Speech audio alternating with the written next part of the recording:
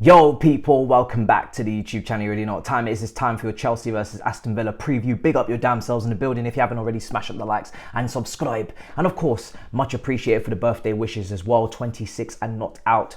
Maybe they should just retire the number. Now, let's get into things because this is a big game, a massive game between two mid-table teams. And we're 10th and they're 11th. And I'm not going to lie, they've been knocking on the door for quite some time to try and leapfrog us in this table with Unai Emery, who's a very tactically astute coach, top coach, and he'll be difficult to break down. He won't set up that team for open sesame at the bridge. It will be compact. It will be a long game and it will be a long day. Now, listen, pre-match chat, talk of the town, of course, Thomas Tuchel and Kai Havertz have been speaking, the two Germans, both in relation to Chelsea in some way. Of course, Thomas Tuchel has been talking about his firing, his exit, you know, kind of like he's on the streets, you know, playing a guitar outside your bedroom window, telling you about how things used to be and how gutted and disappointed he is about how things unfolded. And it's really sad and it's really emotional and it's just got to stop. It's just got to stop. It's not good for our hearts. We're trying to move on. I'm seeing teary-eyed on the timeline. I'm moving on. We ain't talking about it no longer, but that is what has been said as well in some quotes today. Obviously, they play Dortmund on Saturday, same time kickoff as us. I'll be doing a double watch along. Now, let's speak on Kai Havertz because he's done a big interview with The Guardian and a lot of people have been rubbed up the wrong way with some of the content in terms of the move to potentially Bayern Munich, and he's been speaking about he can never really turn down or fully, you know, rule out a move to Bayern Munich as a German player, German club, biggest German club. And do you know what? I've seen some extremism in terms of the relation and comparison to Lukaku, you know, in that interview. And I say, listen, there's no way after reading the full context of what was said, how it was said, and even the timing of it, there's just no way I'm going to be making that crazy comparison. Listen, this guy's been here for 3 seasons now. It hasn't really worked out, let's be honest. Yes, there's been a little bit of upturn of form in recent weeks. Potter seems to have taken a shine to him. But in terms of the overall ceilings that he's meant to be setting, he hasn't hit those. So if he was to go in the summer for a certain price, I don't think we as fans would be up in arms. I don't think the club would be, and I don't think he would be either. You know, listen, he hasn't hit those heights yet on a consistent basis, especially in the Premier League, in those maybe smaller games like we were talking in All You Can Eat Chelsea. That stat padding does not exist as of yet. For whatever reason, loads of different factors involved. But if we're not completely, you know, sold on him staying, and he's why would he be completely sold? Unless he was completely delusional and he thought that this was, you know, good enough in terms of his performance so far and it was completely up to scratch, then, you know, I wouldn't be surprised if he was open to going, because I'm open to him going. I think everybody's kind of open in some respect. Not saying that he's not got quality and that he couldn't be a great player, but we haven't seen it thus far at Chelsea on a consistent basis. So listen, if he was to go for the right price, I don't think too many would have a problem with it. So yeah, those quotes for me, just a bit of honesty, to be honest. But he was very respectful to Graham Potter, very respectful to his previous coaches, Tuchel and Lampard, on top of as well the players as well. So nothing too crazy for me there. Moving on to the game. This is going to be a tough one, people. Tactically, this is going to be a tough one. I'm very intrigued to see how this lines up for both teams. Obviously, we're going to play that 3 at the back. Fofana is not available. In the scroll bar, the injury and updated team news is there. There's no Fofana, there's no Sterling, there's no Pulisic. He is a doubt with a cold. There's no Silva, there's no Mendy, there's no Aspie. Mason Mount will probably come onto the bench. Kante may come off the bench. Reece James is back. That back 3 for me, I don't really want to mix and match that puzzle too much. I think for me, it's better to keep it, you know, the same as it was in terms of if you're going to have to bring in a new player in Trevor Chalobah to the right-hand side, I wouldn't start moving Badiashile to the centre, putting Koulibaly to the right, bringing in Cucurella on the left. I would just keep it simple. Leave Badiashile where he is, leave Koulibaly where he is, and bring in Trevor Chalobah on that right-hand side. Now, the reason for that height in that team, in that defence, is because of obviously Konza and Mings on the other side. They're going to be a threat from set pieces. Aston Villa did score from a set piece as well against Bournemouth, and we conceded from one against Everton. So we need to fix up our set pieces and get our marking and man mark properly. So I want to go with a fairly physical and tall defence in that respect. But of course, we are at home and we do need to break them down. And we know Cucurella has had some wonderful line breaking passes from the back. So Not that Badiashile, I don't think, can bring that in terms of maybe switches of play, but in terms of those line breaking passes, we really saw something special from Cucurella against Dortmund in particular. So I can understand if people would want to bring him into the team, but from set pieces though, be very wary of Konza and Mings because they're tall towers. They've got a bit of bozo gene in them when they're defending. There's some individual errors to come, and there's definitely cracks in this Aston Villa defence with those two, on top of the fact that Ashley Young is on the right hand side of it, potentially could be on the right hand side as a 37-year-old right back. He's another person with Cash injured on their side. That's a target. We've got to be targeting Ashley Young. Pace. Get pace around him. We didn't get to take full advantage of James Milner when he came on at Anfield. Obviously Mudryk in that situation coming off the bench, and then Milner being subbed off from Klopp. Take advantage of the fact that it's most likely going to be Ashley Young in the twilight of his career on that right hand side of that Villa defence, plus the individual errors of Konza and Mings.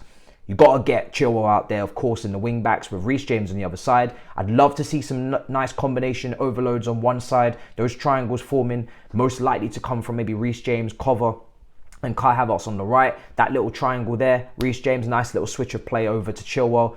Take advantage of the space with that extra overload, that extra man with the wing back, and try and, stretch that Villa defence. It's a small pitch. We have the smallest pitch. We know this, but try and stretch that Villa defence. And equally on the other side, Enzo, Chilwell, and whoever drops in off the left, probably Felix. Get those little combination plays, overload, and get Enzo switching that play and getting his head up as much as possible. So we know that it's going to be Cover and Enzo in there. Captain Cover, like I said, I don't expect Kante to start but come off the bench. And then you've got that front three. And for me, it all comes down to Mudryk or Madueke. Now, these are the alternatives, right? If you go with Madueke, it leans more to playing Kai potentially up top and Felix off that left-hand side and Madueke off that right-hand side. We did see Madueke play off the left at times for England under-21s in that cameo appearance as well against France in the international break. He could maybe be our Leroy Sané, add a bit of extra width. We have that width with Chilwell, but he could invert, crash the box, try and get on the end of things in terms of finishing, and Madueke could give you those crosses into Kai Havertz, and João Felix will be in that box as well. Not the tallest, but he will be in there. That could be an option off the left. Off the right, we already know he's cutting in. Does that space become quite crowded with Kai? The interlink, the interchange there. We've seen Ziyech and Kai struggle to have that interchange on the right hand side when they're both trying to cut inside at times. So Kai would definitely, for me, have to play more of a traditional striker role. We've seen Mudryk play up top for Graham Potter. He could be an option to come into this team as well. And then Felix and Kai play just behind him. I don't like Mudryk up front. I'm just going to say it. He's not a striker. And I think we all know he's not a striker. He's a winger. And when he came on, when he moved out wide against Leicester in that 4-3-3 in the second half, when we went to go and get that third goal, he was playing off the left flank when he got the assist. He's a left winger. So if Mudryk's going to start, again, I want him on the left wing going up against Ashley Young to give us that pace, to give us that dynamism on the left, and hopefully the confidence to take people on and do damage on that 37-year-old. So whatever player you pick, I would want them to be honest, I would want them on that left-hand side. I think Felix could play off the right a little bit, inside forward, and Kai Havertz up top.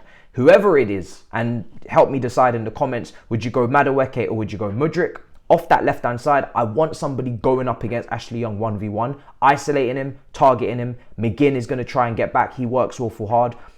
On Aston Villa's side, I remember when they came to Stamford Bridge one time before, we played a three at the back. They played Ings and Watkins up top. Very difficult to get out of the press. Very difficult to do our build-up play. They could do that again with Watkins and Leon Bailey. Leon Bailey coming off that right. Watkins sometimes drifting out to the left. A little bit different to Ings. He likes to run the channels, whereas Ings is maybe more of a penalty box striker.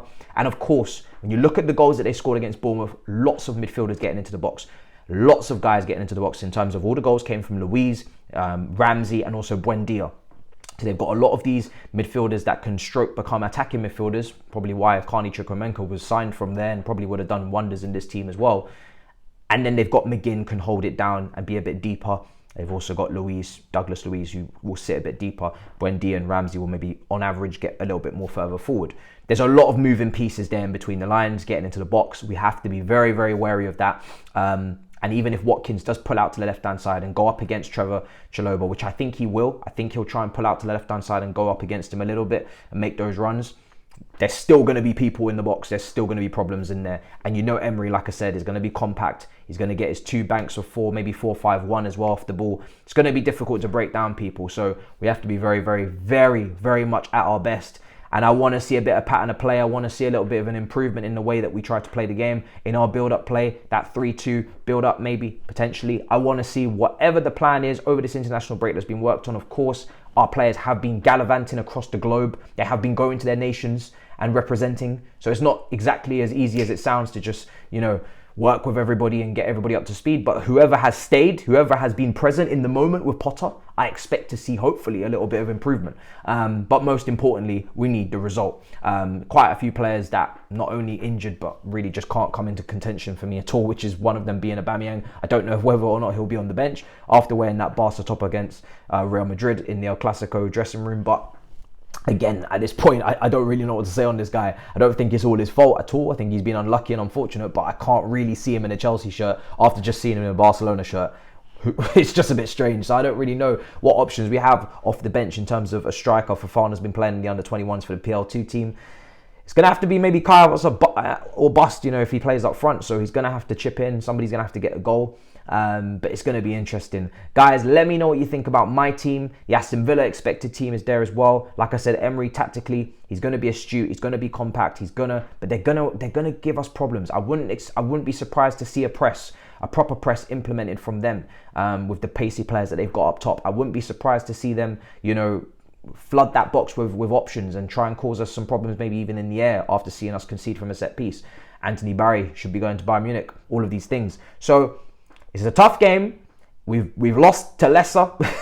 We've lost to lesser teams at home, but we need to win. I think that goes without saying. You know, my target is a top 6 finish in the Premier League, especially with Europa League. Not only TV money, prize money, which is FFP and all that stuff, but also just because we've got a lot of young players. Andre Santos, Kante Chukwuemeka, you know, all of these guys, they need minutes somewhere. And if we can give them Europa League minutes, then fantastic. So I actually really want that now next season. It's another route into the Champions League. It's an opportunity for a trophy. We are not in a position to be writing off competitions and trophies like there's no tomorrow. And I'm certainly not in that thought process at the moment. So yeah, that's my headspace at the moment, people. Big up your damn selves as always. Look out for that Aston Villa defensive shape off the ball, because it is going to be serious. I think maybe even a 6-2-2 has been described to me many a time, doubling up on the wide areas as well. We'll see. It's going to be interesting because at the end of the day, we know our threat is our wing backs, and if they decide to double up there and force us inside, then the combination play will have to continue and it will have to begin. Big up your damn selves. Make sure you subscribe. Like I said, make sure you smash up the likes, and I'll see you next time for the watch along for Liverpool versus Man City, and then the double watch along, Chelsea versus Villa and Bayern Munich versus Dortmund. There's a lot of football on this channel over the weekend, so you don't want to miss it. And I'll see you guys for that in a bit, people. Peace.